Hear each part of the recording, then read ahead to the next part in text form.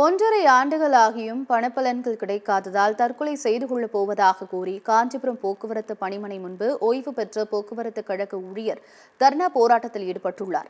தமிழ்நாடு அரசு போக்குவரத்து கழகத்தில் தமிழ்ச்செல்வன் என்பவர் 37 ஆண்டுகளாக பணியாற்றி வந்த நிலையில் கடந்த 2022ஆம் ஆண்டு டிசம்பர் 31ஆம் தேதி ஓய்வு பெற்றுள்ளார்.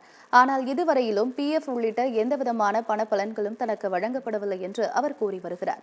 இதுகுறித்து காஞ்சிபுரம் மற்றும் விழுப்புரம் மாவட்ட ஆட்சியர்களிடம் மனு அளித்தும் நடவடிக்கை எடுக்கப்படவில்லை என்று கூறப்படுகிறது. இதனால் மன உளைச்சல் ஏற்பட்டு தற்கொலை செய்து கொள்ளப் போவதாக மாவட்ட ஆட்சியர், போக்குவரத்து உயரதிகாரிகள், தமிழக அரசு என அனைவருக்கும் தமிழ்ச்செல்வன் கடிதம் எழுதியுள்ளார்.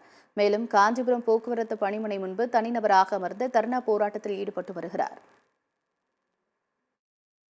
தமிழ்நாடு அரசு போக்குவரத்து கழகத்தில் 18 மாதமாக ஓய்வு பெற்ற தொழிலாளர்களுக்கு ஏறக்குறைய 3000க்கும் மேற்பட்ட ஓய்வு பெற்ற தொழிலாளர்களுக்கு எந்த பணப்பலனும் கொடுக்கவில்லை.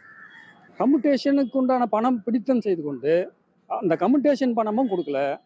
வருங்கால வைப்பு நிதி சட்ட பிரகாரம் 30 நாளில் கொடுக்க வேண்டிய பணத்தை 540 நாள் ஆகி இது வரைக்கும் கொடுக்கல.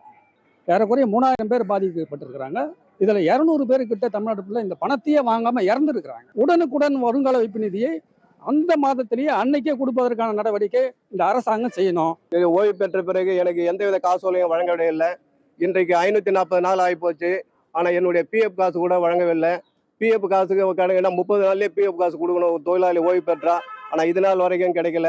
என்னுடைய பணமே 12 லட்சம் ரூபாய் இருக்குது. என் பொண்ணு கல்யாணத்துக்கோசமாக நான் பல லட்சம் கடன் வாங்கிட்டு இன்றைக்கு அந்த மக்கள் மத்தியில் ஊர் கிராமத்தில் என்னால் வசிக்க முடியல. அதனால் மாண்புமிகு முதலமைச்சர், நீங்கள் எவ்வளோ பண்ணுறீங்க, என் குடும்பத்தின் மீதும் கருணை காட்ட வேண்டும். போக்குவரத்து தொழிலாளி அனைத்து குடும்பத்தின் மீதும் பாதுகாக்க நீங்கள் நடவடிக்கை என்று சொல்லி தான் இந்த தகவலை உங்களுக்கு பரிமாறுகிறேன்.